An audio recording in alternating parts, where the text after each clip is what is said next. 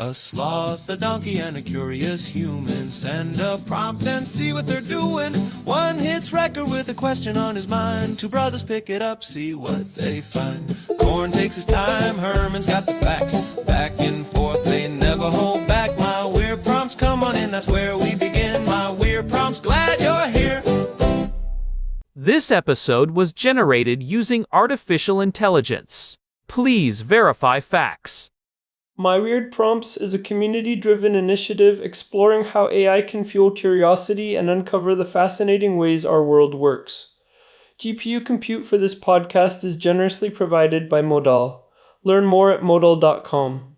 I was watching that press briefing from Mar-a-Lago on March 15th, and I have to say, it felt like one of those moments where the air in the room just changes. President Trump stands up there, framed by the gold and the palm trees, and says he has a verbal commitment from Tehran to completely abandon their nuclear program. Just like that. A total dismantling of enrichment facilities in exchange for the total lifting of sanctions. It sounded like the ultimate deal, but as I was watching it, I couldn't help but think about the numbers we have been tracking lately. It is a massive claim, Corn. My name is Herman Poppleberry, and I have been staring at the technical reports from the International Atomic Energy Agency all morning because the gap between that verbal commitment and the physical reality on the ground in Iran is wider than it has ever been in the history of this standoff. We are sitting here on March 23, 2026, and the data we have is frankly terrifying. Well, that is exactly why today's prompt from Daniel is so timely. Daniel is asking us to really look under the hood of this alleged agreement. He wants a deep dive into the history of the Joint Comprehensive Plan of Action from 2015 and the broader history of negotiations to see if this current offer has any legs, or if we are just seeing a repeat of past delay tactics. We need to figure out if this is a genuine diplomatic pivot, or if we are being sold a bill of goods. Daniel is right to be skeptical. If you look at the confidential report released on March 2, 2026, the numbers are staggering. Iran's stockpile of 60% enriched uranium has hit 185.6 kilograms. To put that in perspective for everyone listening, that is enough material if they decided to tip it over into 90% enrichment for roughly 4 nuclear devices. When the president says they have agreed to abandon it, we have to reconcile that with the fact that they have more highly enriched material right now than at any point in history. And the timeline is what really gets me. We are talking about a breakout time of less than 10 days now, right? That is the estimate from early 2026. Less than 10 days to produce enough weapons-grade uranium for one bomb. That is essentially a rounding error in diplomatic terms. In 2015, the whole goal of the Joint Comprehensive Plan of Action, or the JCPOA, was to keep that breakout time at 1 year. We have gone from 12 months to less than 2 weeks. So when the president says they have agreed to abandon it, we have to ask what abandon actually means when the infrastructure is this advanced and the clock is ticking this fast. It feels like we are in this post-resolution 2231 wilderness. That snapback mechanism, which was the last real teeth the international community had to reimpose United Nations sanctions, expired back in October of 2025. So the legal framework is basically gone. It is just the United States and Iran staring each other down now, without the guardrails that the 2015 deal provided. That is a crucial point for the intro here. Without that legal architecture, any new deal has to be built on something much stronger than the old one, yet here we are talking about a verbal agreement. The JCPOA was hundreds of pages of technical annexes and verification protocols. A verbal commitment in 2026 is like trying to stop a freight train with a piece of string. Let's get into the technical side of this, because I think people hear centrifuges and their eyes glaze over, but the numbers here tell the real story. Herman, give us the breakdown of what is actually spinning at Natanz and Fordow right now. To understand why this verbal deal is so controversial, you have to look at the evolution of the hardware. Back in 2015, the deal capped enrichment at 3.67%. That is basically reactor grade.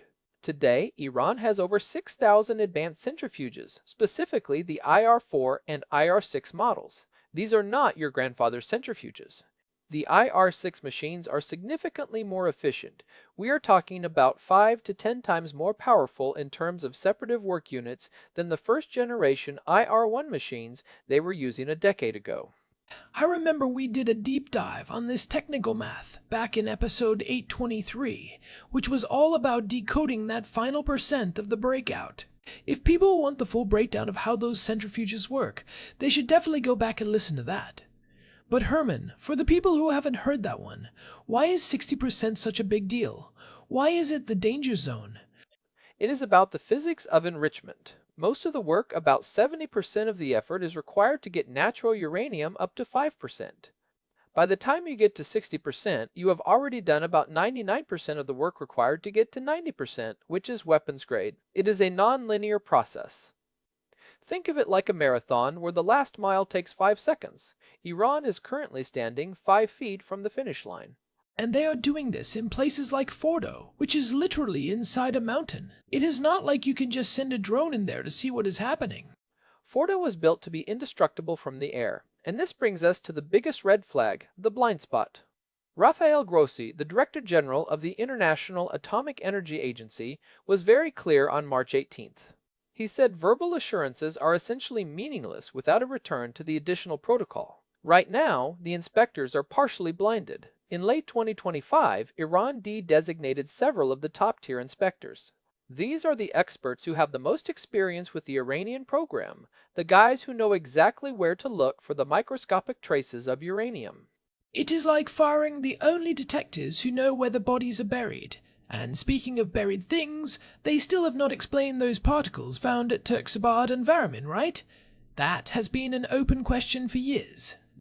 It has been an open question since 2090, and it is a massive credibility gap. Iran basically told the agency that maybe some old equipment was moved there or it was a coincidence, but they never provided a technically credible explanation. This is a pattern of clandestine activity. If you go back to the early 2000s, specifically the 2003 to 2005 period, Iran agreed to suspend enrichment while they were negotiating with the European trio of France, Germany, and the United Kingdom. While they were talking about suspension, they were actually perfecting the technology for the very centrifuges they are using today. So they use the negotiations as a sort of laboratory time. They keep the diplomats talking in fancy hotels in Vienna or Geneva, while the engineers keep the rotors spinning in the desert. It is a brilliant, if frustrating, strategy. And it brings up the question of the leadership in Tehran. We have Masoud Pezeshkian as the president now. People call him a pragmatist. He wants the sanctions gone because the Iranian rial is in the gutter and the economy is screaming. But does he actually have the power to dismantle the program? He does not. Final authority rests with the supreme leader, Ali Khamenei, and this is where the religious and doctrinal side gets very interesting. We talked about this in episode 1461 regarding the nuclear fatwa. For years, the official line was that Khamenei issued a religious decree against nuclear weapons in 2003. But lately, we have seen a shift. People like Kamal Karazi, who is a senior advisor to the Supreme Leader, have been coming out and saying that if Iran faces an existential threat, they might change their nuclear doctrine. That is a massive shift in rhetoric. It is basically saying the fatwa is a policy choice, not an unchangeable divine law. If they can change their doctrine based on the weather in the region or the level of threat they feel, then a verbal agreement with a United States president who they already distrust is a very thin shield indeed. It is incredibly thin.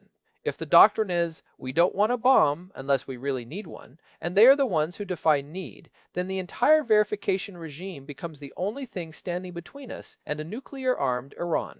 But, as we just discussed, they have been systematically dismantling that verification regime by kicking out inspectors and refusing to answer questions about undeclared sites.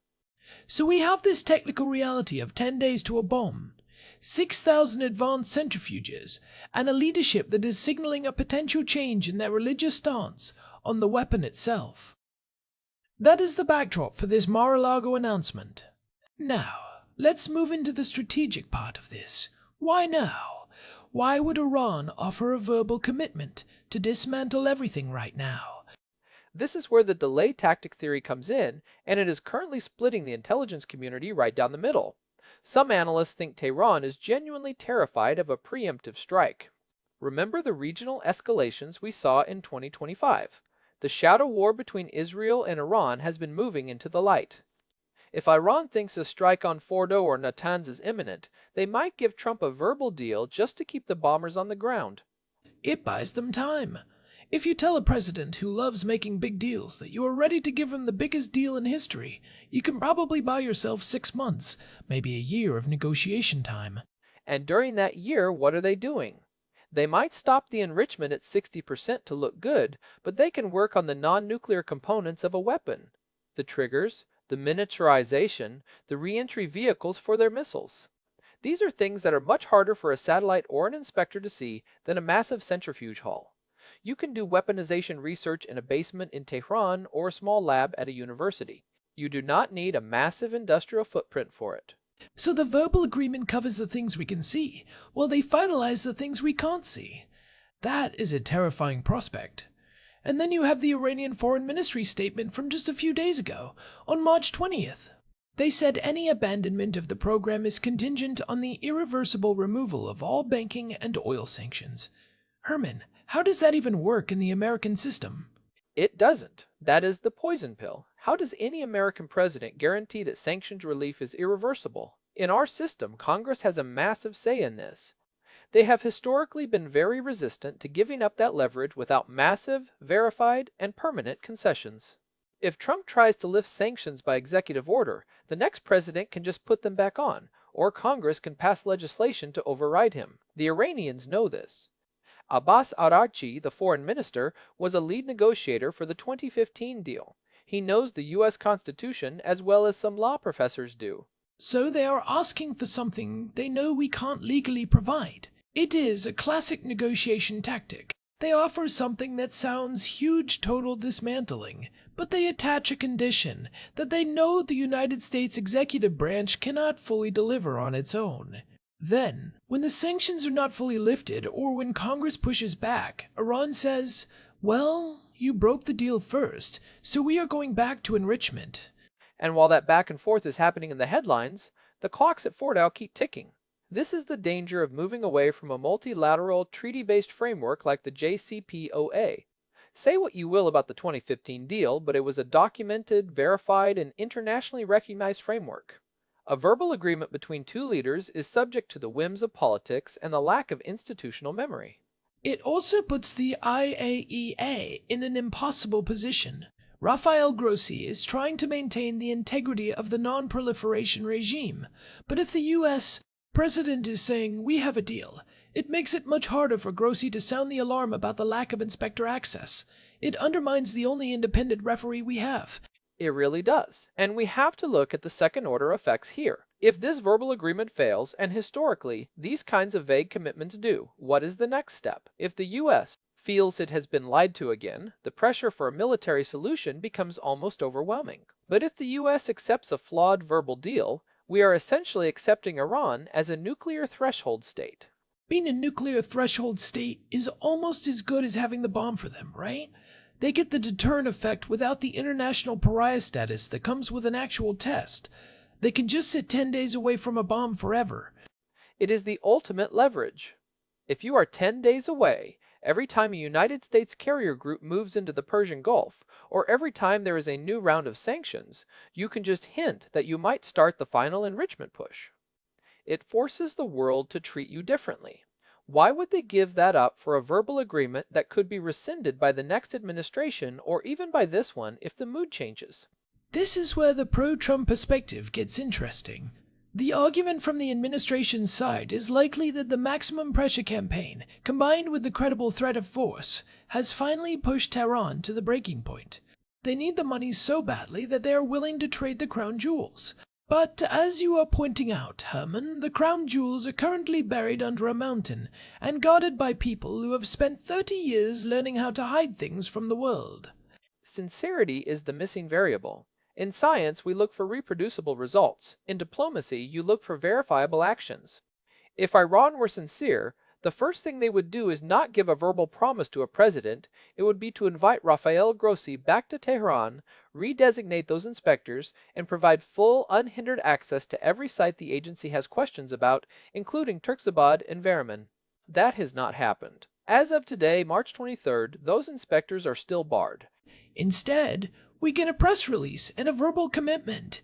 It is like trying to buy a house and the seller says, "Trust me, the foundation is solid, but you are not allowed to send an inspector into the crawl space. Oh, and also, I need you to pay me the full price in cash today, and I might move out in 5 years." That is a pretty fair way to put it. And the stakes are not just a house, it is the entire non-proliferation regime.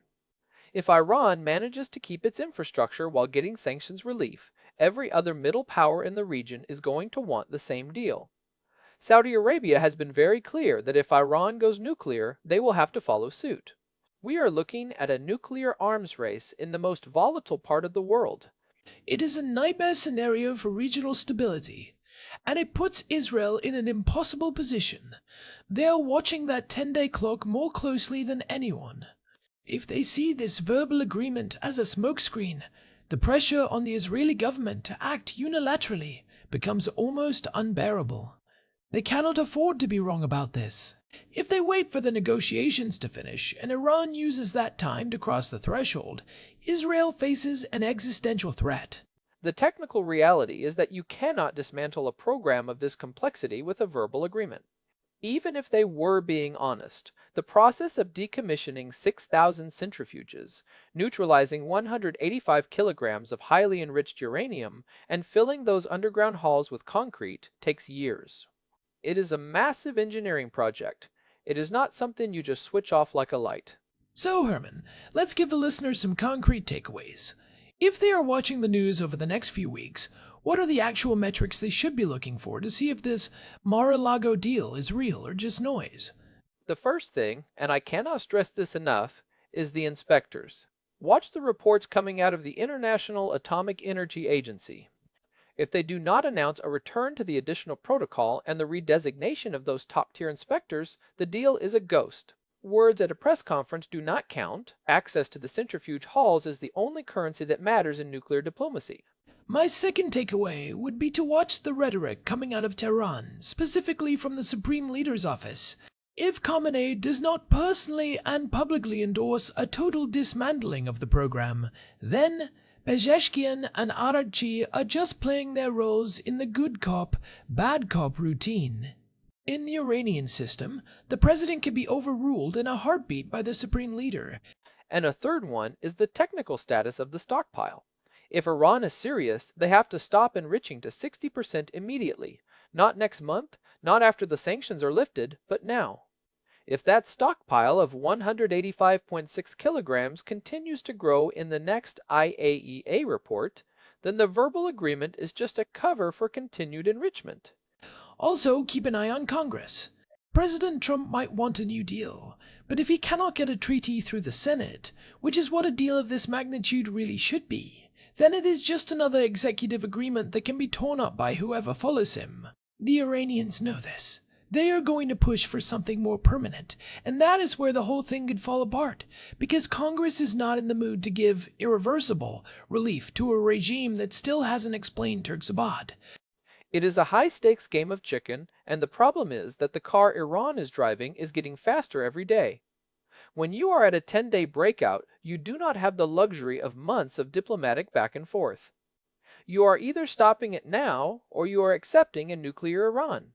The physics of uranium enrichment do not care about diplomatic intent. They only care about how many centrifuges are spinning and how fast they are going. It is a sobering thought. We have spent decades trying to prevent this specific moment, and now it feels like we are staring it right in the face. A verbal agreement built on trust in a region where trust has been a scarce commodity for a long time. It reminds me of the old Cold War slogan, "Trust but verify."